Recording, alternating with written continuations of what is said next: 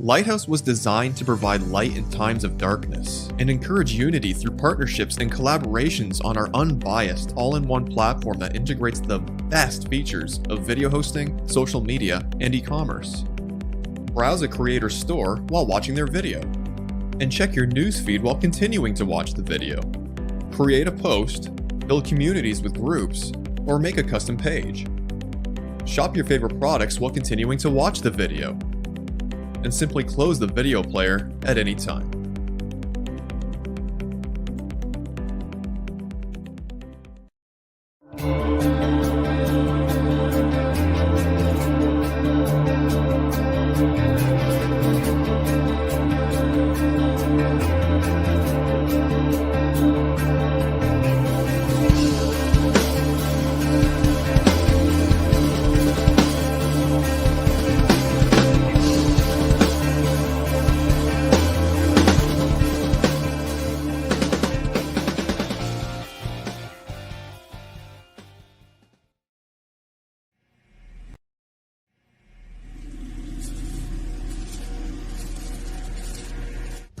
Hi, my name is Ken Heidebrecht. My heart's desire here at Hanging on His Words is to spread the entirety of the gospel message to whoever will hear it, and to serve my Creator by helping people learn how to be obediently in covenant with Him.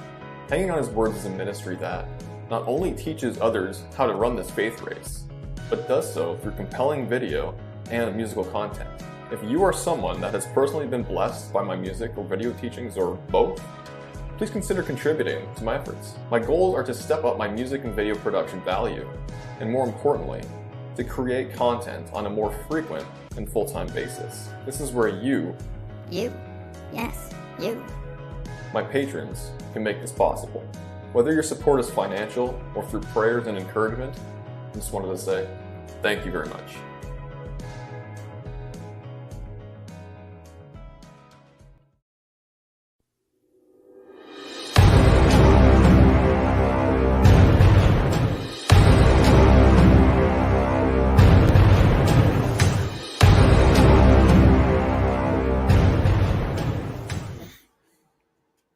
Hello, and welcome back to Honor of Kings, season number 3. This is Hanging on His Words. This season, we are hosting this show on my channel, Hanging on His Words, and I am the host of this channel, Ken Heidebrecht. Thanks for coming back again, and as always, I have my brother and just amazing person in Christ, who is my friend, Sean Griffin. What's up, Ken? I'm glad to be back again this week. It's so much fun, man. We got to keep digging into these differences between the Septuagint version of Job and the Masoretic version of Job. So there's we actually had to condense just to put parts 1 and part 2. We could have did part 3 and part 4 because there's so many, but here we are in part 2 trying to finish up. That's right. And normally we don't actually do this here at Honor of Kings. Typically what we do is we go through some books that have been removed over time, extra biblical books, sometimes they're called, or apocryphal, pseudepigraphal, however they can be named.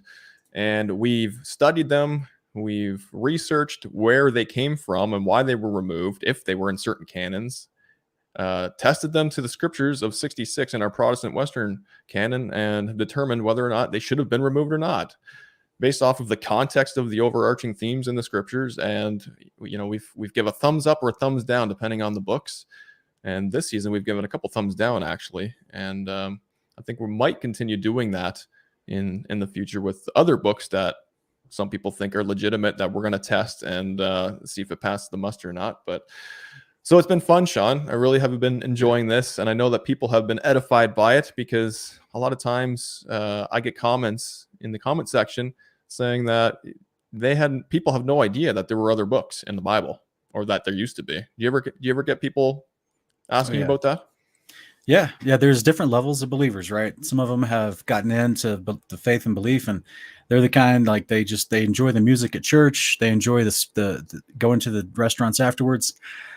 They never bring their Bible to church. They never read their Bible. They only see the verses put on the big overhead screen behind the pastor during the service. Then there's another group of Christians that actually read the book. And it's like a progressive level in your life. If you read the book to where you start to understand a few important pieces, it kind of hooks you to read more of the book and to understand more of the book. But there's a whole swath of believers that do read their Bible, but they've never heard the idea that the current Bible they sell in the stores today and online today in the United, and mostly the Northern Hemisphere, North America even, have actually less books than in the past.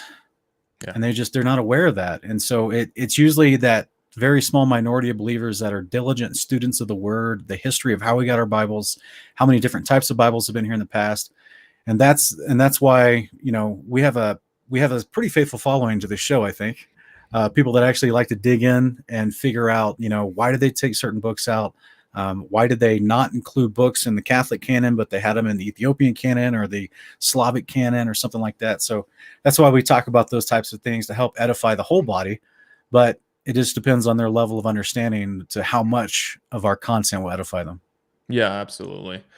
And I know that it can be a depressing area of study too, especially if you're someone who is brought up in church, being taught and told that the Bible that you have in your hand or in the pew, that's it. That's God's word, and that's all He wanted you to know. And so it can be disturbing to find out that that's just wasn't the case over the last couple millennia. I mean, it's a fascinating area of research, but it can be a little frustrating just knowing that when men get their hands involved and their agendas involved, it can affect a broad scope of people, and it has, unfortunately. So it's been an honor to do the show, and I know that God willing, we're going to continue doing it, and hopefully we'll be able to do it on this platform, if not another platform in the future that will not suppress us at all or censor us at all, and we can get the word out to the masses and the full scope of the word, and with every book that should be included. We're hoping, right, Sean? Yeah, that's right. That's right. All the books that would be good. In fact, we actually have a sarcastic, fun comment about how we actually have the exact same libraries behind us, and this is definitely a screenshot that we wanted to use, because I actually told Kim we should have no books in the library and just have like the Bible only, or just have like all the books say the Bible on it instead of commentary of men, because that's the thing that like I've always seen these other YouTubers that are either pastors or Christian commentaries on the Bible, and they've got these big libraries behind them, and it's all these books from men, and then you hear the words coming out of their mouth and it doesn't match the Bible, and that's the part that kind of irks me. Exactly. James, I told Sean a little while ago, I was like, I don't know if we should have this nuclear vat of green goo hanging out behind us. It might look a little better if we have at least something that looks studious, in a way. So that's why we changed it up a little bit, but that's funny. So yes, guys, we are going to be touching on the differences between the Septuagint and the Masoretic text in the book of Job. This is the second episode, as Sean mentioned earlier.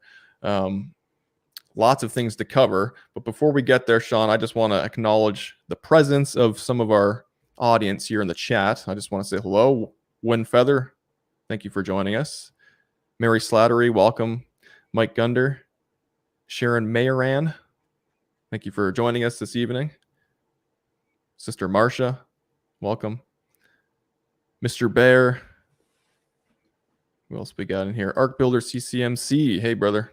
Andy, how you doing, buddy? Actually, be on the lookout for a premiere this Tuesday on Hanging on His Words, where brother Andy and I from Arc Builders are going to be discussing whether or not Yeshua existed literally through the womb of Mary, as in that was his first point of origination, or if he was, the firstborn of all creation from the beginning of time. So we're going to have a fruitful discussion that we went live on air and recorded. So that'll be released on Tuesday. So be looking out for that. Yeah, go subscribe to his channel, Arc Builder CCMC. Yeah, absolutely. David Shearer, brother, thank you so much for joining us again this evening. James 122, Shannon McKee, Kathy, welcome you guys. Thank you so much for joining us this evening. So Sean, we got quite a bit to cover here, and it's a lot of fascinating texts, and I think it was a good area where we left our bookmark last time, because I know you and I are pretty passionate about, all things scripture we're passionate about, but we've made shows specifically on some of the content we're going to be discussing tonight, as it pertains to the day of the Lord, and some characters that a lot of people don't even realize are going to be coming into play in days ahead. So I can't wait to get to that. Yeah. We don't have to wait. Let's do it now. All right. So do you want to do what we did last time? I'll read the Masoretic text and you read the Septuagint, and then we just discuss Yeah, the differences? I think that worked all right. Okay, let's do that. All right, so we got Job 34, 24 to 27 up on the screen. He shall break in pieces mighty men without number and set others in their stead. Therefore he knows their works, and he overturns them in the night, so that they are destroyed. He strikes them as wicked men in the open sight of others, because they turn back from him and would not consider any of his ways. And the Septuagint, it reads, "For the Lord looks down upon all men, who comprehends unsearchable things, glorious also, and excellent things without number, who discovers their works, and will bring night upon them, and they shall be brought low. And he quite destroys the ungodly, for they are seen before him, because they turned aside from the law of God, and did not regard his ordinances." Wow. Okay, so we got some pretty glaring differences, in my opinion. Yes, we do. All right, and as we've done in the past, we have it highlighted in the next slide as to what those differences are in the Septuagint. All right, we so have the first bit there, John. For the Lord looks down upon all men, who comprehends unsearchable things, glorious also, and excellent things without number. So when we compare that to the Masoretic text, I mean, what a big difference that is from the first verse of 24 there in the Masoretic text. Yeah, the Masoretic verse 24 is almost like a statement of judgment against mighty men. This other one is almost kind of expressing an admirable character trait of Yahweh. Yeah, exactly. It's kind of interesting.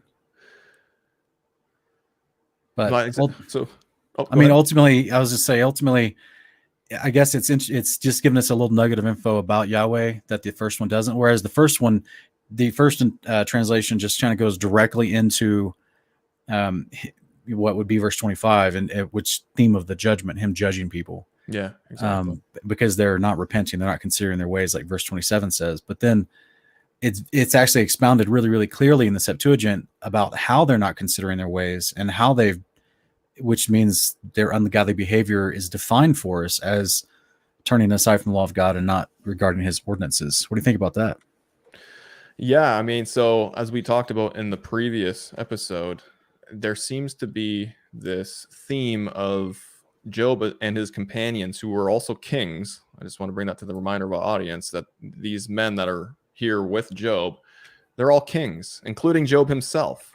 And they had access to the understanding of the law of God.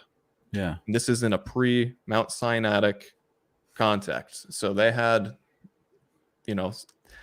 the terms for righteousness and sin and all that, they would have understood it because they had clearly the law of God. So that's why it makes this certain passage really fascinating, because as Sean said, I mean, this is the consequence because they turned aside from the law of God and did not regard his ordinances. So how do you turn aside from something that you don't have if you're reading the Masoretic text, right? Right. Yeah. Yeah. In fact, Ken, sorry. I guess that doesn't work like that. In fact, Ken, it's interesting that, in case hopefully everyone remembers we've said this multiple times on Honor of Kings, but also on part 1 of this Job breakdown, the Masoretic text was compiled by the descendants, if you will, the disciples, whatever you want to call them, the offshoots of the rabbinic Pharisees. So this was the elders of Judaism that would consider themselves in a Pharisaical fashion during the 1st century AD. But as the centuries rolled on into the 8th and 9th century AD, they compiled their own canon and their own translation of from the Greek from a Hebrew to the English. And so I think it's interesting that they would take this out, because they did teach as a sect of Judaism. They taught that the law of God was only given at Mount Sinai, and it was only given to Jewish people, to Moses and the Israelites there. So for the Septuagint to declare from the perspective of Job and his companions and people around him that they turned aside from people in general who are in rebellion, turned from the law of God, don't regard his ordinances, that would be a glaring contradiction to that teaching of Judaism. Yeah, I agree. Yeah. 100%. Which I think we saw this last in part 1 from his friends, right? Because his friends come up talking about, you must be in sin, you must need to repent, in the earlier chapters of Job. So they're calling Job out for not. We only know there's one definition of sin, and that's you disobeying the law of God. Yeah, 1 John 3:4. Yeah. So for his friends to show up and tell Job, hey, you're in sin, you need to repent. And Job would be like, no, I've been honorable to God and I haven't sinned. Well, they're all going off the definition of whether or not they're obeying the law of God. And none of these people are Israelites. Right. Right. So it reminds me, Ken, of Jubilees, the book of Jubilees. I think it's chapter 30, 32, and also Genesis 35, where Jacob takes his family and they go to Bethel. So they have, Jacob has Sarah, and everyone put away their idols and all the any of the teraphim that they may have had amongst their camp, and they buried them under this oak tree in Genesis 35. And then they travel down to Bethel, and they actually go. They had to wash themselves, do baptism, and then they go down to the priest at Bethel, and actually there's like a temple of some sort there where they go to worship Yahweh. And then I think this is in Jubilees 32 as well. And this is also during that trip. This is where we have Levi's given the priesthood through this appointment in his dream. And this is like a big deal. But that means, Ken, that during the days of Jacob, which is just a couple hundred years before the days of Job, you would have, there's an active temple that Jacob is not the, like he goes from where he lives to another place where there's already an active temple. And Jacob has to do the law of God, the ordinances of God for baptism, putting away your idols, cleanse, repentance is what we see in Genesis 35 for him and his whole clan, everyone traveling with him. And then they go to this temple where there's an active priesthood already. Mm-hmm. Just like when Abraham goes to give tithes and offerings to the Melchizedek, that's an active priesthood already doing the law of God already. Yeah. So I think that, Judaism's teaching kind of flies in the face of that. And they try to glaze over that. As I debated a rabbi, and he just glazed right over that stuff. So, yes, they do. They glaze over that, and they tinker with the words and the phrases a little bit so that it becomes a little obscure as to what could be talked about. Right? Even in this book of Job, where it talks about specific sacrifices and priestly duties and stuff, they just kind of make it a generic thing, right? And for most people, myself included, like you just read over it. Right. And it's really crazy to think that a religious sect like Judaism would go out of their way to make it seem like God only favored Israel at Sinai, and everything before that was just what God was he just created Adam and said, go do your own thing. And I'm going to care about giving you an instruction manual like hundreds and thousands of years into the timeline. It really doesn't make sense, especially when, as you said, you start to see some characters like Melchizedek, Jacob, Abraham, Levi, the book of Jubilees, the testament of Levi, and in the testaments of the 12 patriarchs talking about active priesthoods, which is part of the law. And I mean, you can't not see it. When you read that, you have to say, okay, there's obviously some sort of a conspiracy going on in the minds of these individuals who want to seem superior to all other races of men, essentially, by claiming that God gave them the law, right, and only they can interpret it, and only they can tell you what it reads and which book should be in it and all this other stuff. And it's just, it's a thread that you can pull as soon as you start seeing little things in the books that they themselves has translated and haven't fully rid themselves of some of the little nuggets that you can stumble upon that, do away with their arguments. Yeah, it reminds me of what we had read from Origen, when he talked about the elders of Israel, the elders of Judaism, and how they were intentionally hiding their shortcomings, their downfalls. We discussed this when we reviewed Susanna, the book of Susanna. So it's fascinating because you still see that happening today. If to me, Judaism is like the Hebrew version of Mormonism. They take stuff that's in the book, they make up their own stuff, they teach new commandments and new traditions that are not in the scriptures, and they have their own alternate version of history that's inconsistent with the Old Testament. Yeah. So it's like Mormonism is just the 17th century or 18th century version of Judaism from a North American perspective, a North American quote unquote Gentile perspective, It's a good way of putting it. Yeah. And I really struggle like how much the modern mainstream Christian church gives credence to quote unquote the Jews of Judaism, not inspecting the actual belief system of Judaism to realize, wait a minute, this doesn't line up the Bible at all. They're teaching commandments of men. These are literally the behaviors and practices Yeshua's reprimanding in the Gospels. Maybe we should reevaluate how much credence and how many times we quote them in our sermons and how many times we reference them. And to me, it's rough. They've been cunning and tactful, my friend, but this is why we need to do what we're doing in these latter days, is just, exposing the agenda and exposing the conspiracies, I guess, just so people can get a better handle on the scriptures and come to a full knowledge of God's word without the obstruction that is Judaism in their way. So we should continue on, though, Sean. We got several more passages to cover here. All right. Job 36, 2 and 5. Okay. Suffer me a little, and I will show you that I have yet to speak on God's behalf. I will fetch my knowledge from afar and will ascribe righteousness to my maker. For truly my words shall not be false. He that is perfect in knowledge is with you. Behold, God is mighty and despises not any. He is mighty in strength and wisdom. Okay. The Septuagint says, wait for me yet a little while. I apologize if there's a typo there. That I may teach you, for there is yet speech in me. Having fetched my knowledge from afar and according to my works, I will speak just things truly, and you shall not unjustly receive unjust words. But know that the Lord will not cast off an innocent man, being mighty in strength of wisdom. That's interesting. Okay, so we have some interesting differences here. Essentially, the whole thing. It's kind of...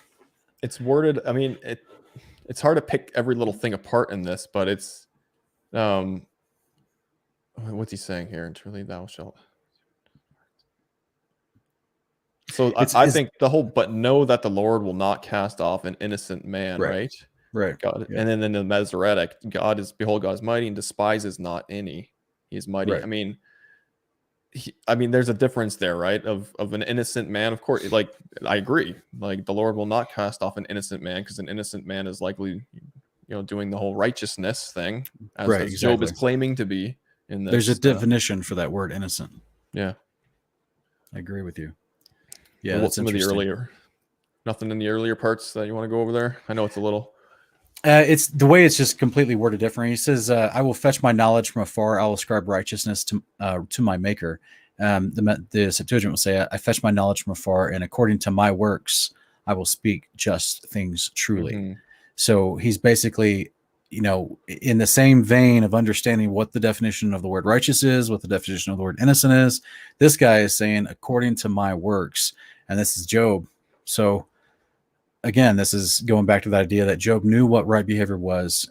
He was actually a priest to Yahweh, and he was. This is why he could boast about having my works. Right. And it's not like earning the salvation issue. It's just simply saying I've been doing the right behavior because he knew he had access to read some sort of scroll to tell him what the right behavior was. Mm-hmm. Yeah, and that's very important to know, is that they had writings.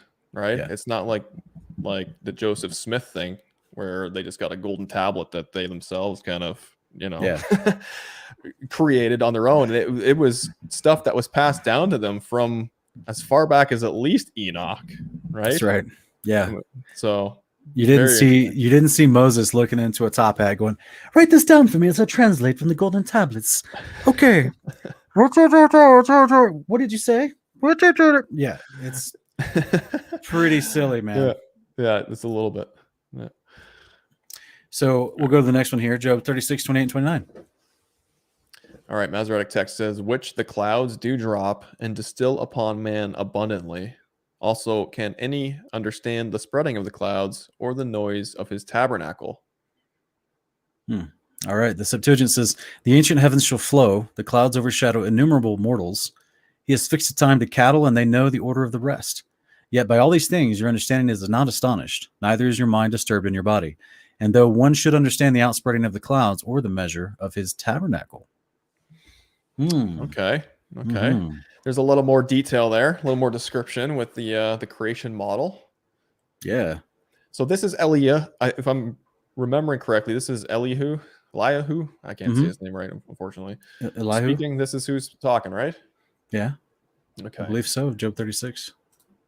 So he had a good understanding of the, some of the creation details, at least. I wonder where he would have gotten that from. Right. Well, yeah. So what do we got here, Sean? Highlighted. So we got the whole thing basically. There's more Okay. inserted. There's more words and actual text inserted. Yeah. And then you have what it actually says is very different. Yeah. The first line stands out to me. Does it to you? Yes, it does. Yeah. I mean, Yeah. it's quite a bit different than the Masoretic text. We have the ancient heavens shall flow. And as Sean and I have hopefully just made emphasis on in our channels, that the heavens is the name for the firmament. And Yeah. that's Genesis 1:6-8, right? We get that declared to us from the beginning in Genesis. That's right. And so we have the ancient heavens or firmaments shall flow, and the clouds shall overshadow innumerable mortals. So we have structures being mentioned, That's right. as opposed to nothing in the Masoretic text. We just have clouds that drop and distill upon men. What else we have here? I was trying to pull up one of your trying to pull this up real quick. So just in a picture of the ancient heavens. Yeah, that would be this Mr. is taken West off of Blaze. Well, it's actually you and West Blaze. Yeah, this is your artwork as a base foundation. He added some text and boxes, but yeah, that's the ancient heavens will flow. So if according to the second heaven that actually holds the water, so what do you think it means by the ancient heavens will flow? They must have water. I assume that there's more water than just what's above our heads, but probably so. Yeah. Well, we know Enoch saw. There's river. Yeah, exactly. There's rivers. There's waters that are flowing because there are mountains and trees and other land masses and everything just above us. So I mean, it just enough for it to say the ancient heavens shall flow. And that would make sense, especially when you're looking on screen here and we got other layers above us, other floors above us that have river systems and seas and everything else that are flowing. Also makes me wonder if it possibly is talking about the Revelation 21:1-3, where it says, "And I saw new heavens, new earth, and there was no more sea," because the New Jerusalem was descending down. So it seems like, I mean, from my understanding of the idea of from testimony of Levi, chapter 3, verse 3-5, and Revelation 21:1-3, it seems like the sea that poured down on the flood from Genesis 7:11 is actually partially drained at the flood, and at the second coming, when the New Jerusalem descends, it's going to actually be fully drained away, so that there's a refashioned first heaven that we see. So it'd be very different. So it makes me wonder, if there's no more water up there, then what would we be able to see when we look up? Well, yeah, I know. I've wondered about how, if there's the waters are still above, as the psalmist talks about, and was it the prayer of Azariah also mentions that there's still waters above the heavens, right? And this is in a post-flood context. Where are these waters going? If the heavens are rolling back like a scroll to accommodate Yeshua and his myriads of holy warrior angels coming down with him, as well as a massive 1,500 mile squared land structure called the Kingdom of God, where's the water going? Is it falling down like in the days of the deluge? I don't think. There's no we know there's to that, right? And he's not going to flood the earth again. So there's clearly, I would suggest, they're being drained into some other cavity or some other part of the firmament. Outside of the firmament, right? Exactly. Yeah. Outside of it, somewhere outside of the enclosed area where we live, for sure. And it could be in one of these other levels that are around us. Yeah. To contain it. So that'd be interesting. But yeah, that would just be crazy, because then it wouldn't be darkness it wouldn't be a dark pool of water above us when you look up above. I imagine the sun. That could be why it talks about the sun shining brighter. If there's that barrier of water that's missing between us and the sun at that point. I'm just speculating here. Sorry. Yeah, no, it's cool to think about. It would actually be really neat to make a visual representation of the return of Messiah while all this stuff is happening, right? That'd be really cool to do. Hopefully one day we can get to that, something like that. But yeah, in the same regards of him mentioning the ancient heavens, which is above us, he also mentions this unique concept about the cattle knowing their rest. I think that's interesting to me, because it's like, you've ever heard of how they've documented the beavers rest on Sabbath? Yeah, I have. Yeah. So do cattle do that too? We just haven't noticed. But do cattle even work? Like, what do cattle do that we consider work? Yeah, it'd be interesting to analyze that one day. Just look at all of them. But Sean, so the last part here, or the measure. So, and though one should understand the outspreading of the clouds, or the measure of his tabernacle. Yeah, that is That's huge. different than or the noise of his tabernacle, right? That's In the right. Masoretic text. So Yeah, that's huge because that's, to me, that is Jubilees 32. Yeah, where Jacob gets the tablets of heaven. He has an angelic vision and he wants to build the tabernacle of God. And the angel has to tell him, no, stop. You're not the dude to build it and you're not going to build it here. So, yeah, so if that was a couple hundred years before the days of Job and Jacob was still living in the land of, Hebron and that whole area of Bethel and that whole concept, is it possible they had, that word spread and teachings spread to people that were being discipled in the ways of Yahweh to the point where now Job even has that kind of information? yeah. I mean, And Elihu to be plausible. referencing this kind of stuff. Very plausible. I mean, yeah. Yeah. You have to think, like, where is he getting this information from? Yeah. Right. I mean, he's not just conjuring it up in his discourse here with Job. He has some knowledge from somewhere. That's right. Yeah. Yeah. Yeah. In fact, at the beginning of his introduction, I'm pretty sure he brags about his knowledge. Yeah. So it's pretty funny. But yeah, Kim, we'll run to a commercial real quick and we'll come back and we'll finish these up. Sounds good. Adam and Eve introduced sin into the world, and their act removed our ability to walk around unrestricted. No need to worry, though. Hanging on his words has got you covered. Literally. Find a link in the video description.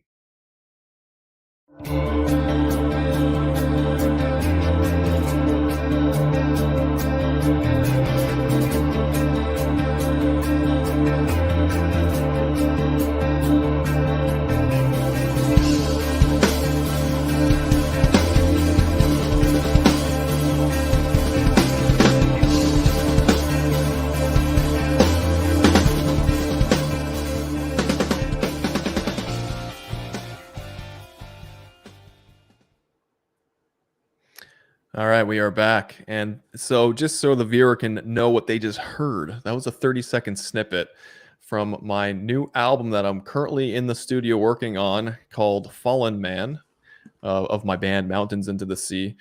There's a little delay in the release and just the production of the actual album itself because of some drum delay recordings. So now that I have all my drumming, I'm full speed into creating this album. I'm looking really forward to releasing it, and I hope that our community and just Christians in general are edified by it and have some new music that hopefully isn't so mainstream sounding. Sean, I don't know about you, but I crave music that doesn't sound like the generic pop stuff that we hear on mainstream radios, Yeah, I agree with you. Yeah. And I want to have a message. Thank you. I want to have a message that isn't generic as well. I want it to be unique and to display the gospel message in a way that intrigues the listener as well to look even into the scriptures that I'm singing about. So there's like a threefold agenda that I have with my music. So I hope to release that within the next couple months is my plan. But yes, keep an eye out for that. If you guys wouldn't mind going over to Mountains into the Sea YouTube channel, subscribe there. I'm going to be uploading the album there when it's done. Also, it can be found on Bandcamp when it is released, and my Facebook page. You guys can head over to Facebook, Mountains into the Sea. Check that out too, just to get updated on when it does get released. So keep an eye out for that. Ken, I love music, and I gotta say, brother, your music is so solid. It's so good that if you're singing about scriptures, you're singing about awesome stuff. Your rhythms, your music choice as far as which instruments come in, how your cadences, everything about how you've composed and constructed the music is top notch in my opinion. If you weren't singing about scripture and if you were singing about being depressed and your girlfriend leaving you or something like that, you'd already have millions of followers. You'd already have millions of records sold. But since you're singing about the kingdom and you're singing about truth, it's a little bit tougher market. Guys, go support Ken's music. It's amazing. He helped us get the word of his music out there because it's heart changing, if I could say it like that. Thanks, brother. I appreciate that. I appreciate it a lot. All right. Where were we? I think our next one is Job 38, 4 and 7. Okay, so I'll read the Masoretic text. It says, "Where were you when I laid the foundations of the earth?" So now this is Yahweh speaking, guys. Where were you? Obviously, where were you when I laid the foundations of the earth? Declare if you have understanding. Who has laid the measures thereof, if you know? Or who has stretched the line upon it? Whereupon are the foundations thereof fastened? Or who laid the cornerstone thereof, when the morning stars sang together, and all the sons of God shouted for joy? The Septuagint reads, "Where were you when I founded the earth? Tell me now if you have knowledge. Who set the measures of it, if you know? Or who stretched a line upon it? Or what are its rings fastened? And who is he that laid the cornerstone upon it? When the stars were made, all my angels praised me with a loud voice." Okay. Very interesting. Okay, so it sounds very similar, and I just want to point out that, I know we have here highlighted, all my angels praise me with a loud voice, whereas the Masoretic text says all the sons of God shouted for joy. That's very similar, because the sons of God is a reference used for the angelic brethren above, right, Sean? It is, but that's, in my opinion, that's the conclusion of people that are being honest with the text. Unfortunately, Ken, there's a lot of people, even in major seminaries, specifically in the Baptist Theological Seminary, that refuse to acknowledge that the use of the term sons of God, which in the Hebrew is Banah Elohim, they refuse to acknowledge that that's referring to angels. Mm-hmm. And they actually will try to convince their seminary students that the references in Job 1 and 2, also here in Job 38, as well as in Genesis chapter 6, verses 1 through 4, they try to tell them that those are just men being referenced as sons of God. Yeah. So no, well, the ancient Greek translators, who were Hebrew, by the way, the ancient Greek Hebrew men who spoke Hebrew and Greek and translated the Hebrew into Greek in approximately the 3rd century BC, they knew the difference, and they call them angels in the Septuagint.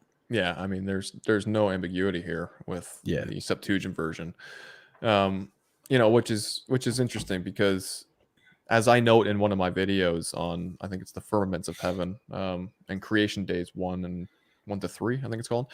Mm-hmm. We don't know when the angels are created, right? We're not told. This is an interesting little tidbit of information to have, because here it says, when the stars were made, all my angels praised me with a loud voice. So that indicates that the angels were at least created before the stars, whereas Jubilees, it just flat out tells us, right? Yeah. Day number 1.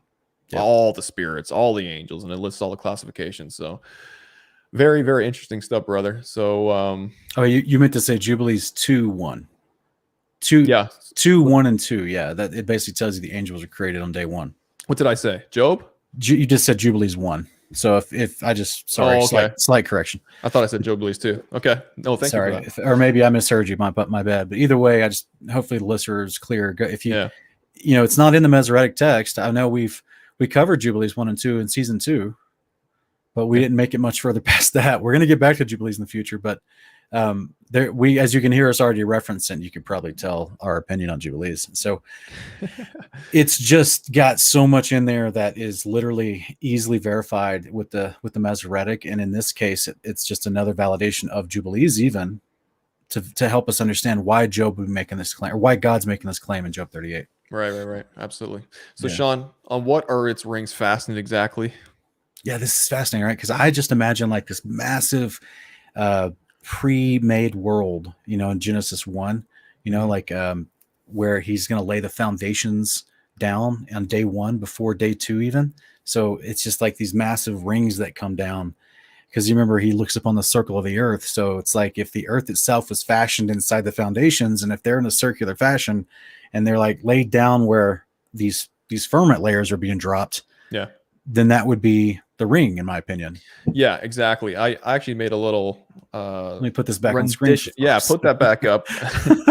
So the rings, as you guys can see on screen there, we've got, they're displayed in color because it's supposed to, parallel the rainbow. In our opinion, we think that the 7 colors of the rainbow is just kind of giving us a little hint at how many firmament layers there are. But so what Sean is saying essentially is, you see where the bottom of each firmament in the rainbow structure you see there hits the pillars of heaven. That's kind of like where the rings of each firmament would lay on the foundation, right? And I just want to put this out here. This is just what my mind came up with when reading all the texts regarding biblical cosmology. The rings could literally be like a ring, right? Like a circular flat ring that's built on top. So I don't. Or even like an upside down bowl, whose the lip of the bowl is like a big ring. You know? So there's a wide variety of this ways is- to look at it. But This is a, what do they call it? Like a frontal sagittal splicing of view here. right, So it's just if a you're- side profile. Right. So if as Sean said, if if you were to see this whole thing in like a 360-degree fashion, you would see it would be like bowls essentially. Right.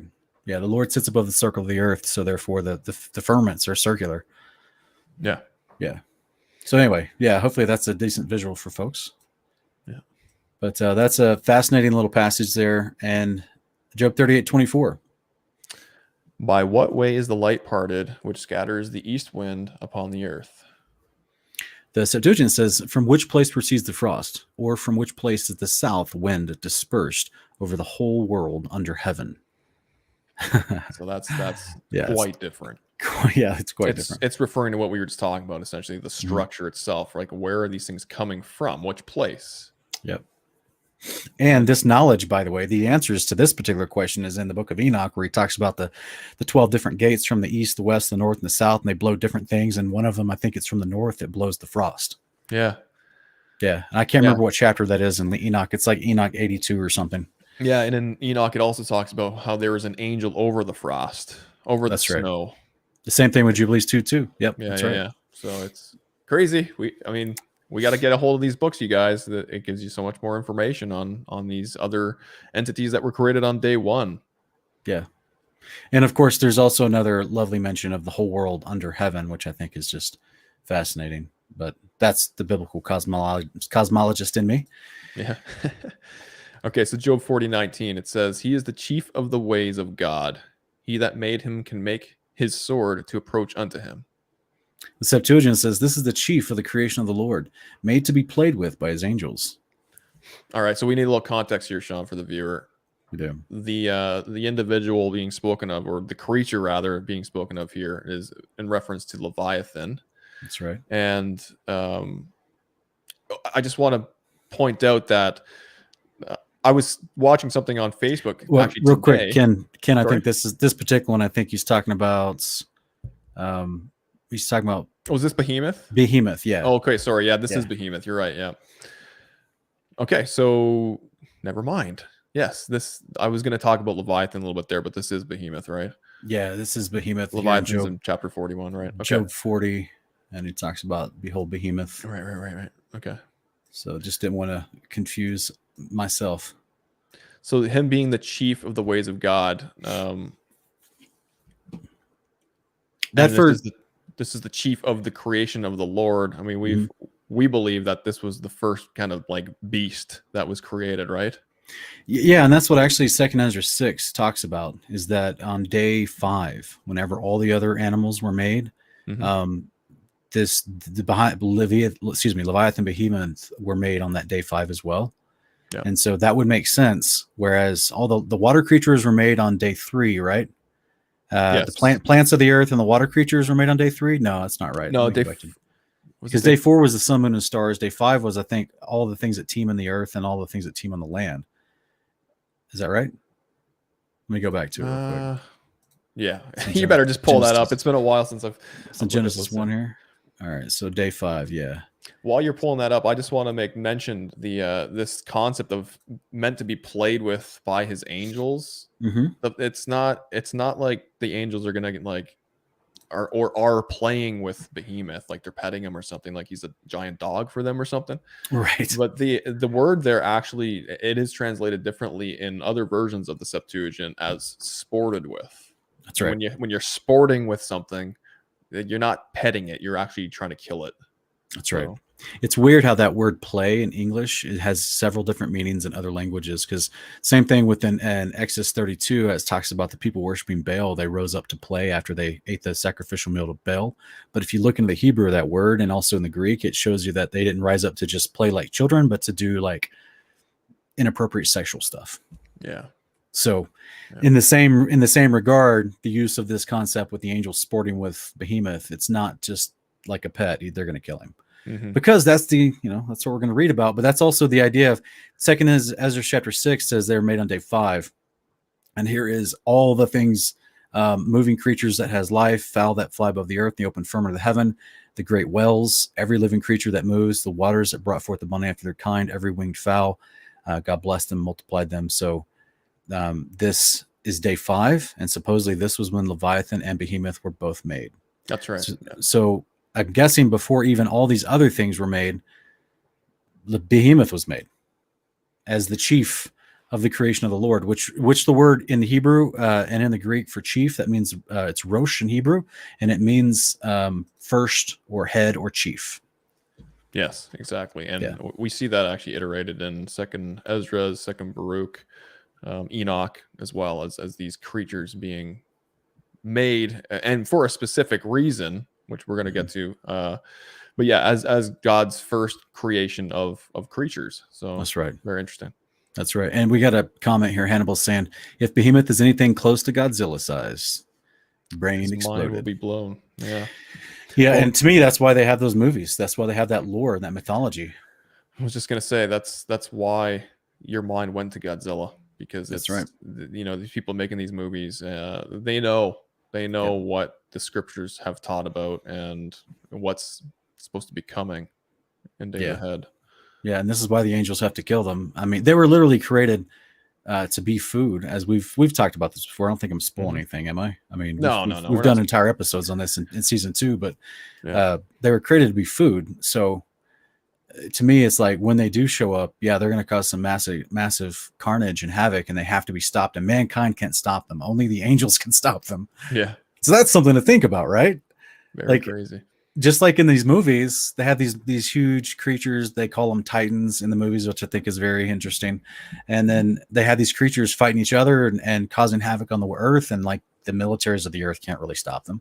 Mm-hmm. That's why they make one of the big creatures to be the good guy that fights off the other bad big creatures, so that they can stop the fighting. Otherwise, but that's the twist of the actual truth. The truth is, Father made these 2 massive creatures for a specific purpose, to be food for the survivors of the day of the Lord. And that's crazy. I know we talked about it last season, brother. It still blows my mind to the point of like making my heart skip a beat to think of just how much he loves us, to the point where on day 5, before anything happened, Isaiah 42:10, right? He's the Lord who knows the end from the beginning. Yeah. And before anything happened, this guy, the Father, is saying, I got to make these 2 massive beasts, because by the volume of their size, I'm going to be able to feed all the millions of survivors of the day of the Lord who come to my New Jerusalem and need provision. Mm-hmm. And I'm going to have my angels go out and kill these guys. Yeah. And you know what, Sean, what's more significant to me now in the days that we live in, especially with the whole Davos Agenda 2030 and them pretty much telling you that you're not going to be eating much meat in days ahead. They're going to make it, right. You're going to be eating synthetic versions of meat. So I'm just wondering, I mean, in the Father's providence, knowing the end from the beginning, like how bad it is going to be in those 42 months when Apollyon shows up. What's the world going to be like? Are people not going to be eating any meat anymore? Is this the reason why Father has to bring a massive amount of meat to the people, because they're so famished? They're just not eating real food at that juncture of time. Like it's crazy to think about. They're eating these gelatin health energy bars made of insects. Yeah, that's crazy, man. Just like on Snowpiercer. All right, so we'll go back to this, and let me see here. We had one more, Job 40:24. Okay. So Masoretic text says, he takes it with his eyes, his nose pierces through snares. The Septuagint says, yet one shall take him in his sight. One shall catch him with the cord and pierce his nose. All right. So much clearer, in my opinion. Yeah. I mean, you got someone or an entity, a powerful one, catching him with a cord. So when I read this, man, I'm just thinking of like this super strong angel, or like a company of angels kind of just doing like a lasso onto like, this creature's nose and snagging it with something and just pulling it down type thing, and and just slaying it. Whereas in the Masoretic text, it's just he takes it with his eyes, his nose pierces through snares. Like that doesn't really describe really what's going on in the context of this creature, right? Yeah. It's very indescriptive in the Masoretic, but the idea of actually catching with the cord and piercing his nose, it's very descriptive in my opinion, especially since it consistently with the Septuagint previously, where it says the angels will be the one that actually kills it, right? So that would make more sense of the one. And we even talked about in season 1 of Honor of Kings this Apocalypse of Abraham that mentions the angel Joel, who supposedly has the keys to let these animals loose, or at least Leviathan, which also makes me wonder, is he also a part of the crew of angels that kill him? Possibly, right? I mean, it's interesting. As you said, the Apocalypse of Abraham mentions this angel as being the one that restrains the Leviathan. Yeah. You know, what do you do with that information? That's interesting. Yeah, it is. In fact, you know what it reminds me of? There is. Let me pull this up real quick, if I can. There is a unique moment here. If I can find it for the viewer, I won't play the sound. But there's a unique moment of imagine instead of the Hulk, it's an angel taking down the Leviathan by his nose, right? Yeah. Because he's going to punch this thing right in the nose, right in the snout, and bring down this massive Leviathan that's in this movie Avengers. Oh yeah. Yeah, that's right. Isn't that crazy? Yeah. So I don't know. I doubt they did that on purpose, but I think it's to give the audience kind of a visual of why they would take it and pierce its nose to bring it down. Yeah. And it's going to be much bigger than that thing. I think so. Yeah, I think so. I mean, it's crazy to think about, even in the Apocalypse of Abraham. I know we're not in that book right now, but since we're talking about it, we're, Abraham saw the monster, Leviathan, in his dominion, in the caves in the world which lay above him, his movements and the destruction of the world on his account. That's what it says. Yeah. And so like, this thing is massive. It's below us. And I can't help but think of the, what was it? I can't remember which flat earth guy it was. You know the story, right? Where Buddy was out there kind of doing some street preaching, talking to people about biblical cosmology. And he ends up just randomly meeting up with Elon Musk's nephew, Jack Musk. Yep. And he tells this guy essentially that him and the Musk family have always learned or known that we live on a giant mountain that's on the back of a Leviathan. Yeah, it's crazy. Crazy statement to just say from some college kid in Austin, Texas. Yeah. Yeah. I mean, that's wild. especially because he wasn't asked about it. That's the thing. Like they were talking about, the biblical cosmology, that we don't live in a ball of space, that we live under, a domed concept that with a, circle of earth. But as that topic came up, no one mentioned Leviathan or Behemoth, but yet this Jack Musk kid just offered this information about what his family taught him growing up. Yeah. And they snuffed it off, eh? The guys that were talking to him, they were like, we don't know what he's talking about with that. It's probably some whatever. Yeah. But I'm like, when you told me that, because you were the one that told me about that little snippet on that video, and I was just like, oh my gosh, that's crazy. Because at that time we were going, we were doing our presentations on Leviathan and Behemoth and their return. So yeah, I wonder if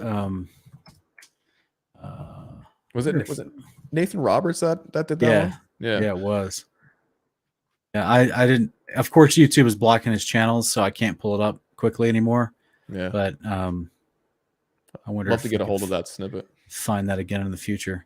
But so yeah, I'll get back to the next one here. Sure. Yeah. Joe 41, 6 and 7. Okay, so now we're talking about Leviathan here. Shall the companions make a banquet of him? Shall they part him among the merchants? Can you fill his skin with barbed irons, or his head with fish spears? The Septuagint reads, and do the nations feed upon him, and the nations of the Phoenicians share him, and all the ships come together would not be able to bear the mere skin of his tail. Neither shall they carry his head in fishing vessels. Crazy. All right, so just in case the audience is not aware, the Phoenicians, that's the city of Tyre, extremely seafaring peoples, merchants of the sea all over the world. And they would probably have, by volume of ships, they would probably be one of the nations with the most ships, because that's all they did was sea trade. So this is trying to give us the comparison that, the nations feed upon him, which is what was promised at the coming of the day of the Lord. So this is the Father expressing his plan that we saw from 2nd Ezra 6, and where is it? Also in the Apocalypse of Baruch. 2nd Baruch. 29. 29, and then also in Enoch chapter 60.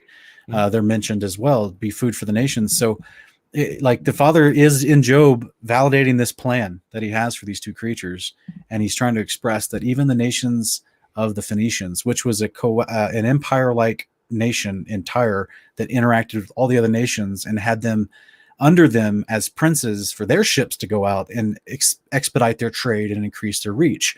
So he's just trying to give a modern day comparison of this massive naval force of the Phoenicians empire. Not all of them even could bear the mere skin of just his tail. Yeah, the scale is very alarming. Yeah, that's freaky. Yeah, that's insane. But sorry, Sean, I wanted to make mention that so here in both Masoretic text and the Septuagint, it paints Leviathan out to be a male, right? It says, shall they part him among the merchants, or will do the nations feed upon him? The translators are actually just assuming the gender here. There are other Septuagint versions like the Lexham English Septuagint and the Lexham English Bible, which I think is a pretty good version of scriptures as well. They put it as its. So it would be like, shall the companion make a banquet of it? Shall they part it among the merchants? They don't just assume gender, because we know that in the book of Enoch, it actually straight out tells us that Leviathan is a female. But that's interesting. What little I do know about the Greek language is that the pronouns for he, she, and it are the same word, and it depends on the translator's, opinion or understanding to which one he uses. So that would make sense. That makes sense. Yeah, and if you just go to like a Bible Hub and pull up Job 41, 6 and 7 or whatever, I mean, you'll have a array of different translations, obviously, but the majority of them do put it as him, but several of them do say it. Okay. So, which leaves room for Enoch to be correct, in my opinion, with Leviathan being a female. Because I've had that come up before in the past when I released my videos on it. They're like, well, what about these texts saying that Leviathan is a him, a he, a male? And I just had to tell them straight up, this is what other versions are saying. And as you said, like the ancient languages they just assume it. The translators assume the gender based off of their bias or lack of understanding what these creatures really are and what other texts say about them. So right, if you're the dude that's commissioned to go translate Job, and then you don't realize that you haven't read Enoch because that text isn't available to you, well, then you might assume it's a he. That might be an easy reference for you, especially if you don't even believe it. You're not taking it seriously. Then you wouldn't care to get it right either. So it's interesting. It's where it gives us the honor of kings to do our due diligence and find out the truth. That's right. I don't know. Did R.H. Charles do other scriptures like the canonized 66? I don't know if he did or not. But if he did, I'd be interested to see his rendition of the gender in the book of Job regarding Leviathan. I bet you he would have put she.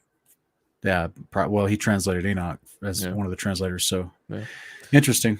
And he was a Greek scholar. He was a Greek professor. So Job 41, 33 and 34.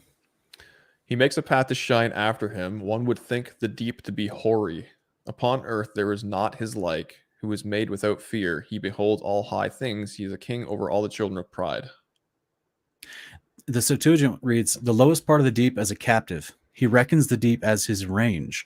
There is nothing upon the earth like to him, formed to be sported with by my angels. He beholds every high thing, and he is king of all that are in the waters. Okay. So in this version here, it actually says the whole sported aspect of it. I mean, yes, Behemoth gets the same outcome as Leviathan, right? They're going to be sported by the angels. Right. But well, I think it's it's interesting. And the more I read this particular passage here in the Greek, the more it makes me think of that old image of, I'm going to pull it up real quick. That old image that you see, that's like a stereotypical flat earth image. Let me look at it real quick. Yeah, I think I know which one you're talking about. Well, it's got the 3 levels of the firmament, and then one of the top levels is the big serpent flying around. And I can't find it. It's not going to pull up because Google censors that kind of information now. But in the image I made, I actually put Leviathan in the cavernous area, kind of below I think it was right near Sheol. It's too small in that picture, but Well, I have the yet to reason, get to that video in my biblical creation series. It's the next one on my queue to do. But as Sean just zoomed in there, Leviathan is just below the earth, kind of right above Sheol. Obviously, that's just my rendition of it. yeah, Somewhere in a cavernous area below us, right? It has to be in such a way as the Apocalypse of Abraham describes that the earth shakes when it moves. right. So it's got to be below us in a way where we can feel its movement. Well, here's my thought, and this is a crazy thought because we're just speculating on Speculating, some of yeah. the descriptions. Okay, so with both of what Second Baruch 29 says, with what the Apocalypse of Abraham says about him, and with what we're reading here, it says the lowest part of the deep as a captive. He reckons the deep as his range. That means where he runs around and where he exists. There's nothing like unto him. There's nothing up on the earth like to him, formed to be sport with by my angels. We already talked about that. And he beholds everything high. I didn't highlight that, but it's just thinking out to me right now. Like, wait a minute. Is it possible, since we talked about the waters above the heavens as well, and they connect with the waters below the earth on the exterior of the firmament, is it possible that he's enclosed in this layer of firmament in the waters, and he can go above us or he can go below us? Just an idea, which could be where the ancient people got that depiction of the big serpent above us in the firmament. Interesting. So that he could go back to his house, if you will, which would be below the earth in the caverns that are spoken about here, which would cause the earthquake when he moves. But he also possibly could go above, is how he could beholds everything, every high thing. And I don't know. I'm just speculating here. Just speculating. Yeah, I mean, that would be interesting. I mean, if the waters of the abysses were somewhat attached to the waters above the heaven in a way where he can, right, or she can, within the structure of the firmament that encapsulates us. Yeah. You know, that if it was somehow connected, and that's how they drained down and leveled out and equaled out in some degree. I don't know. Yeah, that's interesting. No, And just thought. a thought. Good thought. All right, so let's go to the next one here. Job 42:8. All right. Therefore, take unto you now 7 bullocks and 7 rams, and go to my servant Job, and offer up for yourselves a burnt offering. And my servant Job shall pray for you. For him will I accept, lest I deal with you after your folly, and that you have not spoken of me the thing which is right, like my servant Job. The Septuagint reads, now then take 7 bullocks and 7 rams, and go to my servant Job. He shall offer a burnt offering for you, and my servant Job shall pray for you, for I will only accept him. But for his sake, I would have destroyed you, for you have not spoken the truth against my servant Job. Subtle little differences there, right? Yeah. The first one there, he shall offer a burnt offering for you. Wait, didn't the other one say that you got to do it yourselves? That puts Job in an interesting position, right? That's right. Yeah, it makes him the priest and the other people under his authority. Yeah. And how would you have a priest if you're not doing the Torah? You're not doing the law of God. Again, goes back to the speculation of why this possibly would be translated so differently by rabbinic Pharisees in the 9th century AD. This is what perplexes me a little, Sean. Is this like, why would they even leave some of that verbiage in there? If you're already tinkering with the text, you know what I mean? You're already messing with things, deleting things, inserting things. Why would you leave some of it there like that? When I read that, I'm thinking this sounds priestly still in the Masoretic text, right? It does, burnt offerings, go to my servant Job and offer up for yourselves a burnt offering, and my servant Job shall pray for you. The pray for you part, 100%, would imply that Job is the one that is in a priestly position to pray for people. Yeah. But if people don't know the Torah, they'll never see that, because they don't know the function of the priest. Okay. So you think they would just assume people's naivety and lack of understanding and knowledge of just the word in of itself, that they don't need to remove large swaths like that. They just... Yeah. One of the cool things I figured out, or that I stumbled upon, if I could put it like that, with that debate with that rabbi, was that they ignored anything to do with the priesthood. Yeah.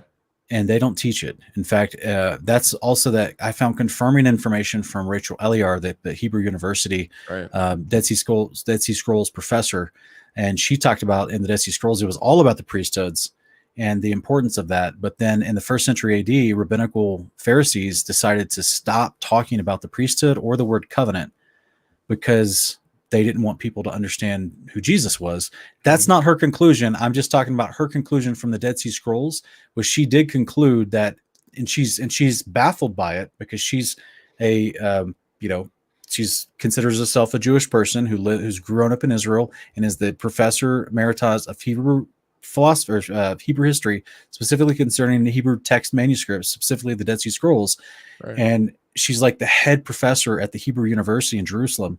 And she's questioning in this video I did, given an expose of her speech. She's questioning, why did the first century rabbis stop talking about the priesthood and stop talking about the covenant, and won't even mention the word covenant in many of their writings. It's very suspect considering the history of the Old Testament writings. And she doesn't understand it. I 100% understand it, because they're trying to hide Yeshua. They don't want anyone to be able to piece together the reason why Yeshua was told that he would become our high priest. Yeah. So anything to do with teaching them the descriptors of a priest, which would match Yeshua, they would, in my opinion, they would want to either glaze over or just not teach at all. That's what I saw in real life example by talking with that rabbi of Orthodox Judaism. Yeah, exactly. Highly recommend that video. David, I know you're hard at work in the chat there. Thank you so much for doing that. That's great. Check that out, brothers and sisters. Very, very well done video that Sean did. Sean, do you want to pull up Sister Marsha's comment there right above? A couple of comments above that one. I wonder if Leviathan tastes like lamb or chicken. And then Windfeather said, good point. She said, I know, my mind went to what Leviathan would taste like too. Well, we're not going to taste either of these beasts, actually. So No. we want to clarify that the survivors of the day of the Lord, the mortals that don't end up getting destroyed by the wrath of the Lamb and his angels, they're the ones that are going to partake of this food across the earth. We, however, are going to be resurrected at that juncture, and we're going to have a different feast of, I would assume, lamb. But we're not going to be taking part of that. So don't worry about that.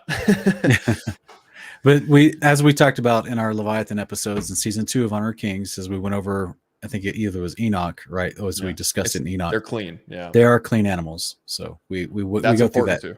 Go check that out. Season 2, we go over it in depth. So yeah, because we want to also clarify that the Father would never feed large amounts of people, whatever they believe, doesn't matter. He would not feed them something that's unclean, that goes against his instruction manual for the dietary instructions. So just and I probably should make this clear, Ken. I know as I talked about ancient depictions earlier, and I was referring to the ancient depictions showing Leviathan as a big serpent, and people would immediately go, but wait, Sean, the serpent's not clean. Well, that's their ancient depiction. I don't know if Leviathan is actually, it's clearly a sea creature, but is it actually of the reptile class of a serpent of some sort? I don't think so, because of all the research we did in that video we keep referencing. So go check that out.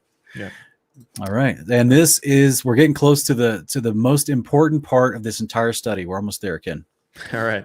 Job 42:9, Masoretic says, so Eliphaz the Temanite and Bildad the Shuhite and Zophar the Naamathite went and did according as the Lord commanded them.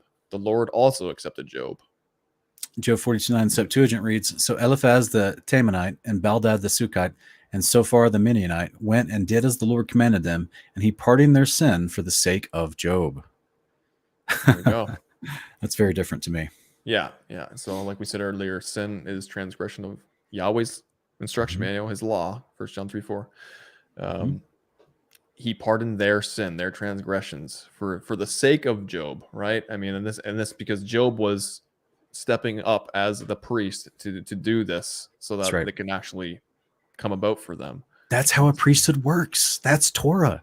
That's what Yeshua does for us. For the sake of Yeshua ministering his priesthood, 1 Timothy 2:5, our sins are pardoned. That's the glory of the Father's behavior, his Torah, his way for the priesthood.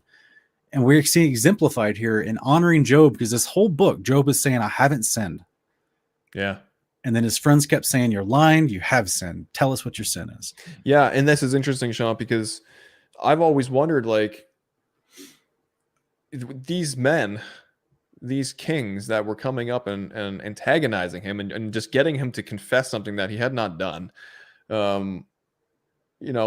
do we take their words literal? Can we trust their knowledge and everything that they displayed in the discourses they had with Job because of their accusations towards him? Like, you know what I'm getting at? Like, I've seen people say, like, can we trust their descriptions? Because a lot of them talk about biblical cosmology and etc.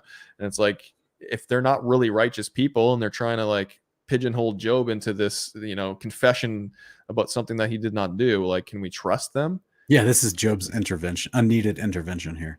Yeah. Yeah, I here's the thing though. Their claims we can find and validate throughout other books and scripture. So Yeah. just because someone may have an accurate understanding of biblical cosmology and actual even theology, but still improperly accuse someone who's innocent of sin, right? And I can't remember the proverb right now. I think it's in Proverb. I can't remember the proverb right now, but it talks about that the Lord does not like, that when someone condemns the innocent. Right. So that's why he was telling him earlier, I would have destroyed you for how you treated Job if it wasn't for Job basically mediating for you. Exactly. So yeah, exactly. And these guys, obviously they knew what the law was. I mean, I've based off of my understanding after reading the Septuagint and comparing it to the Masoretic text, I figured these guys were following God's commands. They were faulty men as well. That's right. They had a lot of great things to say in their dialogue with him. That's right. Save the accusations that they were hurling over at. They're looking at Job and they're saying, look, we see all these bad things that have happened to you. Surely you're in sin because these resemble the outcomes of a sinful life. You see what I'm saying? Mm-hmm. And that's where Job's like, well, no, I haven't actually, I haven't sinned. And they're like, that can't be because all these things would have happened to you if you had been blameless. Yeah. You know what I mean? Yeah. Proverbs 17:15, brother. He who justifies the wicked and he who condemns the righteous are both alike an abomination to Yahweh. So it sounds consistent because he said he wanted to destroy them. Right. And therefore Job had to step up and do what his priestly duties, was supposed to do for them in that instance. So that's right. Yeah, it was a serious offense in Yahweh's eyes. So what the Septuagint shows us in this passage is that throughout this entire book, Job's strength of character and his actual ability to follow the law of God and be considered blameless and righteous is what ironically saves his friends who are falsely accusing him. Yeah. So it's like crazy. it's an amazing story if you have the lens of understanding the law of God. It's amazing. Right. Yeah. All right, so Amen. Job 42:9. I had a typo. I apologize. This should be 42:9. That's okay. Should be 42:10. Okay. So all right. And I can read it. And the Lord turned the captivity of Job when he prayed for his friends. Also, the Lord gave Job twice as much as he had before. The Septuagint reads, and the Lord prospered Job. When he prayed also for his friends, he forgave them their sin. And the Lord gave Job twice as much, even the double of what he had before. There we go. Okay. Nice. So it's just harping upon his priestly outcome. Yeah, exactly. So it also just tells us that, to me, if people didn't really get it, I hope they get it. Job was a priest. He's doing a priestly duty. The Father is honoring a priestly duty and specifically giving credit to Job for that. This is his Torah. This is how it works. So when people say, well, how did they create atonement before Jesus showed up? Well, they had a priest. They had a law, not just on the earth, but also the angels in heaven. We've done shows on that when we reviewed the Testament of Levi in season 2. Yeah. So the Father has all these backups. Yeah, it is backup. Yeah. That was mind-blowing, man, when we came across the details about the angels doing priestly duties above, and we're just mirroring everything that's going on up there. That's right. This is why Hebrews 1 tells us that Yeshua's priesthood was given him an authority, which is called a name in the Greek, a name above all names, a name even above the angels, as it says in Hebrews 1:5, because the angels have a name, quote, a priesthood, a authority, which they're already doing in heaven over mankind. And that's expressed in books that have literally been taken out of the scriptures of our accessibility. So we wouldn't be having this conversation. We'd be having to learn about this at this point in history. If we'd had all the original books the Israelites were reading from in the 1st century AD, if we had them in our access in the 20th, 21st century AD, we wouldn't have so much questions, Yeah, I know. Yeah. So, all right. We're almost done here. Got a couple more slides, I think, after this, right? Yeah, just 2 more verses to go. Okay, just so that the audience knows where we're ending here. After this lived Job 140 years and saw his sons and his sons' sons, even 4 generations. Okay. And the Septuagint reads, and Job lived after his affliction 170 years, and all the years he lived were 240. Job saw his sons and his sons' sons, the fourth generation. Okay. Well, I mean that's a huge discrepancy, right? I mean, Yes. we've got 140 years, and then this other one, and all the years he lived were 240 years. It's a huge discrepancy. Yeah. So this would put, if it's kind of not that surprising though, because we see other people living extremely long lifespans in and around this time as well. Yeah, exactly. I mean, Abraham lived 176 years. Jacob lived 100 and how long? 175. He lived a long time too. Yeah, I can't remember the exact age, Yeah. but yeah, so they were living up there, and there's no reason why Yahweh couldn't give him such longevity after going through the trials that he did, right? Yeah. He got everything back. He got his sons and his daughters back. He got more wealth, more land, all of it, everything that he had before, and then some. That's right. So it's plus years. Plus, yeah, and he got to keep living instead of like his wife just wanted for him to curse God and die. Yeah. All right. This is a very pertinent slide here. Let's get to it. Job 42:17. So Job died being old and full of days. And the Septuagint reads, "And Job died an old man and full of days.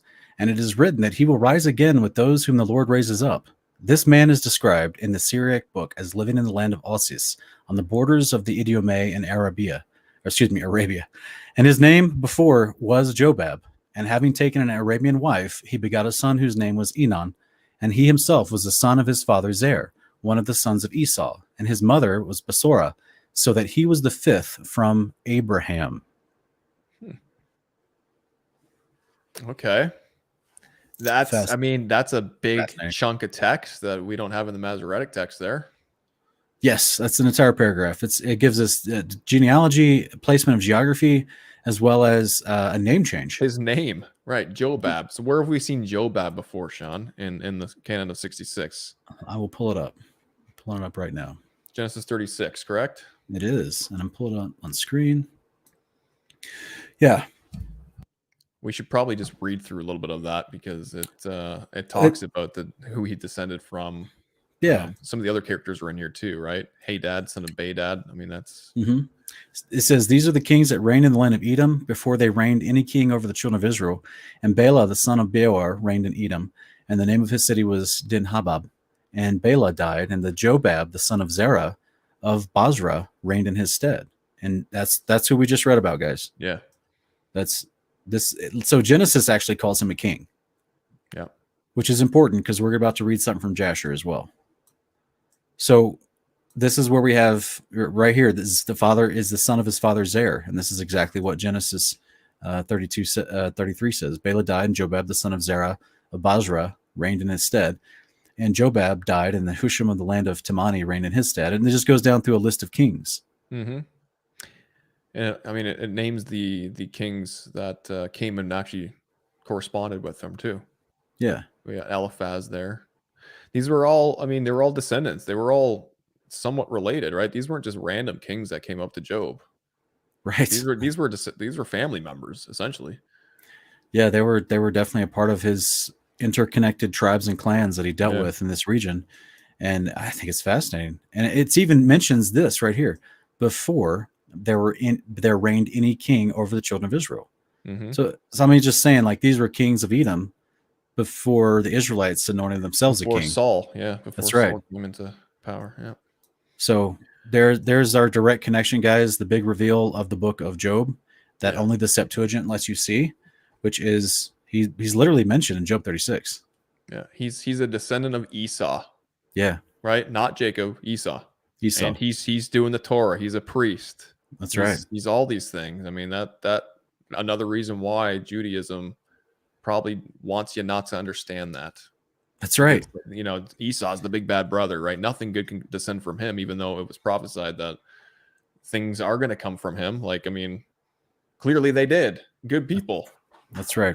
It's possible for people to repent, but if you preach an ideology as we see preached even in modern day Judaism, which is this idea that you're special if you're of this genealogy of Abraham, Like, this is the same mindset that Yeshua's facing in John chapter 8 with the Pharisees. Yeah. Like, because they're like, oh, we're children of Abraham. You know, he's like, if you were, you'd be doing the deeds of Abraham, but instead you're children of Satan because you do his deeds. It's not about bloodline, it's about behavior. So, you know, anyone can come to repentance. Just because Esau was, you know, not the cool guy because he didn't serve the Lord and he turned away from the Father, doesn't mean his descendants perpetually made the same decision. Right. So we see his descendants clearly in the canon that's already been approved by, you know, people that I don't give them authority to approve it. In that canon, we have this entire book of Job telling us about a king of a descendant of Esau who was an extremely righteous man serving the Almighty with all of his heart and soul to the point where he's literally a priest of the Almighty. Mm-hmm.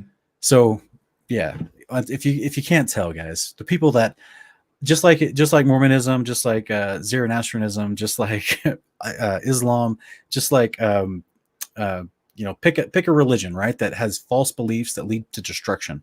The people in them, we pray for them, we love them. The religious leaders that propagate that false religion, we're critiquing their teachings. We still pray for their souls. Yeah. So the system of Judaism, I'm not talking about the people, the Jewish people that follow it or are raised in it. I'm talking about the system of teaching, which is against Scripture. We've just showed you an entire book that directly connects to Genesis, which goes fully against prominent teachings within Judaism. This is the same mindset and bad heart that Peter was being reprimanded for in Acts chapter 10 with the vision of the animals coming down on the blanket or whatever. Mm-hmm. So like, it's trying to tell him like the Father can make what is considered unclean clean. It's all about the repentance. And this is a prejudicial teaching within Judaism that has to be overcome. Yeah, exactly, man. So I think we're putting emphasis on this, you guys, because there's people that do come out of mainstream church, and you know, they come to an understanding that the Torah, God's instructions for how we're supposed to be living day by day, are still applicable, right? The front of the book is still applicable to their lives currently, and so in their zeal, they look for more knowledge and information about that, and unfortunately, they end up going towards Judaism because they assume, based off of the false doctrines and teachings that they've heard regarding their authority, that they are in an authoritative position to tell them, you know, what they should be following, right? And so you go from one flawed religious sect into another one, and it's just like we want to highlight that's unfortunately the case in many instances with people who come out of the church. And we just want to say we don't ascribe any authority to Judaism. And as Sean said, there are good people. There are people who just were raised in this, just like we were all raised in whatever we were raised in, right? And we're not casting aspersions on them. It's the actual system and the closed off individuals who are pompous and don't want anybody to look into the deeds of their fathers, their forefathers, and into the religious environment and the way that they created this system, right? They don't want anyone to like blowing the lid off of it. So it's individuals like that we just want to warn people against, and we still should pray for those too, right? Always pray for your enemies. Yeah, that's right. Yeah, and I would even say, like, make sure you know why you think they're your enemy. You know, has that been taught to you as a kid, or is it something you really, you know, have they really done anything against you? You know, it's so sad. But what's interesting is we just revealed to folks that both Genesis and Job call Job a king. Yes, exactly. And we actually have another slide, don't we? There should be a part B to that. Is there not? Right. There's more information because it doesn't end there. You're right. Wait, sorry. There's more. There is more. I'm getting ahead of myself. Here we go. It goes on to say, and these were the kings who reigned in Edom, which country he also ruled over. First Balak, the son of Beor, and the name of his city was Dinaba. But after Balak, Jobab, who is called Job, and after him Asom, who was the governor out of the country of Teman, and after him Adad, the son of Barad, and who destroyed Medium in the plain of Moab, and in the name of his city was Gethaim. And his friends who came to him were Eliphaz, the children of Esau, kings of the Temanites, Baldad, sovereign of the Sakians, and Sophar, king of the Manaeans. All right, so it's just more mention of the progeny of Esau that I wanted to highlight, that they were all interconnected and kings and so cool, man, so cool, very cool. I wonder, Sean, Balak the son of Beor, I mean, The name sounds reminiscent in this in the book of Numbers, Numbers 22, and when It's Balak, son of Saphor, that's not the same person, but that we know that Balaam is the son of Beor. I'm just wondering, is right. this the general time? Like, are we in the same timeline somewhat here still or not? No, this should be, This is if hundreds not, years after, yeah, right? at least 100 years before Numbers 24. Right. Okay. Yeah, but it's easy that it would carry a lot of the same names, so it could be a descendant of Beor. Yeah. You could name, like, they'll name the next kid Beor, and then his grandson will. Actually, yes, this will segue into, as you mentioned earlier, Jasher, because Balaam, the son of Beor, is mentioned in the book of Jasher. Yeah. And he actually happens to be contemporary with Job in the book of Jasher as well. That's why I bring that up, brother. Is that the timeline there has Balaam, son of Beor, along with Job in the same kind of vicinity of time. So, and that's actually why you're bringing it up, is because, should I put this on the screen now? Yeah, put her up. Because I'll let you take it away, brother. Yeah, in verse 15. So we're in the book of Jasher. This is chapter 66, starting verse 15. It says, and an officer, one of the king's counselors, so they're in Egypt right now.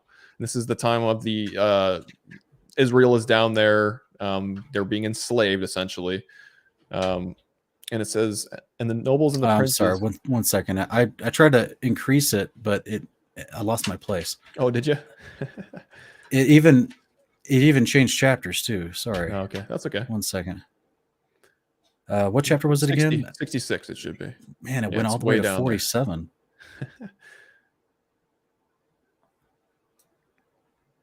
Sorry about that. No worries. 67? 66. Should be, yeah. And there it is. There it is, yep. All right, it says, and an officer, one of the king's counselors, whose name was Job, from Mesopotamia in the land of Uz, answered the king, saying, so we're assuming this is the same Job that we just have been talking about this last hour and 20 minutes. Right. From Mesopotamia, saying, if it please the king, and this is the Egyptian king, let him hear the counsel of his servant. And the king said unto him, speak. And Job spoke before the king, the princes, and before all the elders of Egypt, saying, behold, the counsel of the king, which he advised formerly, respecting the labor of the children of Israel, is very good. You must not remove from them that labor forever. But this is the advice counseled by which you may lessen them, if it seems good to the king to afflict them. Behold, we have feared war for a long time, and we said, when Israel becomes fruitful in the land, they will drive us from the land if a war should take place. If it pleases the king, let a royal decree go forth, and let it be written in the laws of Egypt, which shall not be revoked, that every male child born to the Israelites, his blood shall be spilled upon the ground. Okay, and by your doing this, when all the male children of Israel shall have died, the evil of their wars will cease. Let the king do so, and send for all the Hebrew midwives, and order them in this matter to execute it, so that the thing pleased the king, and the princes and the king did according to the word of Job. So here we have, according to the book of Jasher, this modern version that we have, it paints Job in a negative light. He's an adversary. He's not doing things righteous. He's not even a king in this. He's an advisor of the king of Egypt here, and he's telling them, continue the forced labor, do all this negative stuff towards the children of Israel, because if we don't, then they're going to continue to multiply, and if war ever comes, they're gonna have the power to overtake us. And so we got Job doing all these things that are contrary to the character that we know of Job in the book of Job. That's right. Yeah, he literally Jasher's trying to claim that Job was the guy who came up with the idea to kill the Hebrews in Exodus chapter 1. Yeah. That it wasn't even Pharaoh's idea, but it was Job's idea to counsel him to do this. And I cannot disagree with that more, because that's the book of Job shows Job as a king from Edom, and he's a righteous man who follows the law of God to the point where he's literally venerated by the Father as a righteous man. And I do not none of this makes any sense. This is one of the biggest contradictions that Ken and I have probably found in the book of Jasher. Yeah. Because it's not just a detail. It's not just like, oh, he got the age wrong, or, it's a huge theological idea. Yeah. And slander of the character of Job that we have other writings that venerate Job's character. Yeah. And we actually see another instance of Job popping up when Moses is just a young lad, right? Yeah. And we don't have to read that now, but still painting him in a negative light. And I think this is one of the reasons why Sean and I are somewhat hesitant to get into this book of Jasher, because although it is mentioned by name in the canon of 66, there's just blatant contradictions in it, such as the one, we're speaking of Job tonight. And, I figured we should bring this one up because we can do the book of Jasher, but we're likely just going to have to highlight some of the blatant contradictions. That's going to be another episode like we did with the book of Adam and Eve and the Ascension of Isaiah, the Testament of Solomon. That's likely where we're going to have to go, unfortunately, with the current version of the book of Jasher that we have today, at least. Yeah. And of course, Ken, this is what we see a lot when it comes to the book of Jasher, which is people will say there's a lot of things in Jasher that don't line up, but I've seen people will do their best to defend it, right? So all due respect, J.R. Cleve, you're claiming there's two people with the same name from what we just read from Jasher 66. But the text doesn't tell us that. The text just tells us it's a guy named Job from the land of Uz, which is exactly what Job tells us. So if there are two people, the text doesn't delineate that there are two. Yeah. So that would leave people in mass confusion to the character of Job, who is, there's literally an entire book about him, and he's mentioned in Genesis as a king. So I just think it's interesting to see that type of completely contradictory story out of the book of Jasher. Mm-hmm. Yes, absolutely. But okay, so Sean, after reviewing the Masoretic text against the Septuagint version of Job, I think we've concluded that the Septuagint version is superior, because it gives us a lot of these tidbits that are missing out of the Masoretic text. But also, interestingly enough, as we read off screen, one of the last slides there, it talks about him being written in the Syriac book, right? What is this referring to?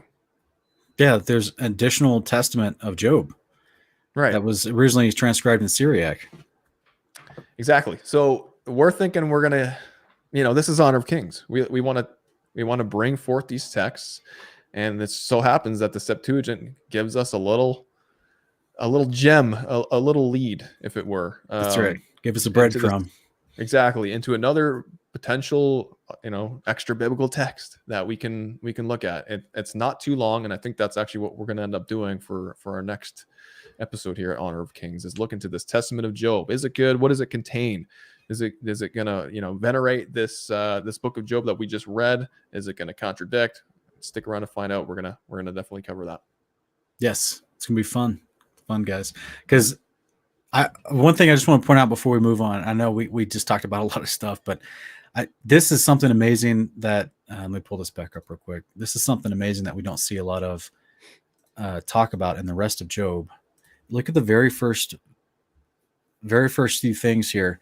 In 42:17, it says, "It is written that he will rise again with those whom the Lord raises up." So this is someone that is like, they're just declaring they know he's going to be resurrected. Yeah. That is amazing. And guys, we're going to see something like that in the Testament of Job when we review it in following episodes. So just keep that in mind, because again, this is in the canon. The canon actually validates the book of Genesis, which that's kind of a point we didn't really bring up, Ken, but yeah, we don't even know what Genesis 36, who that Jobab was, unless we had the Septuagint version of Job to realize that Genesis is being validated by the Septuagint version of Job. Yeah. It's fascinating. So, very much so. What's up, brother? We've come to the end of the broadcast. It's been a power-packed one. I'm sorry, guys. I don't think we have time for questions today, but hopefully it's been edifying to everybody. What do you think, Ken? Yeah, I think it's been edifying to me, at least. I know that. Yeah. It's fun to sleuth through these things and find little tidbits of fascinating information that just kind of, to me, it builds faith. It really does. When we continue to see consistency in the message all throughout, right? Yahweh, all of a sudden, to me, he's making more sense. He has one law for all of humanity.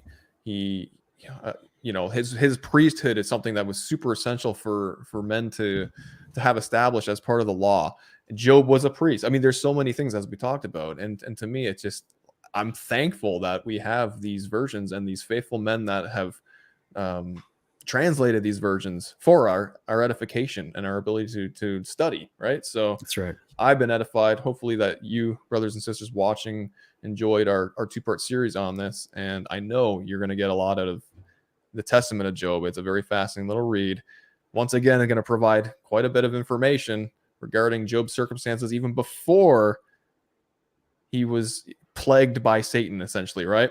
Yeah. So stick around, absolutely stick around. If you don't mind hitting the like button on this this video and subscribe to the channel. For those who aren't subscribed, just, you know, all you have to do is click a button. That's all you have to do. If you're already here watching, you might as well hit the subscribe button. It helps me out. It'll help you out, especially if you hit the notifications little bell button as well, because you're going to find out when our next video is going to be released. So just go ahead and do yourself a favor and do that. Also, go over to Sean's channel, Kingdom in Context, and subscribe to him there. Brother, anything else you want to say? That's it, man. I think we had a power-packed episode. I'm looking forward to following episodes. Awesome. All right, you guys take care and continue studying in the Word, and we will see you next week. See you guys later. Shalom.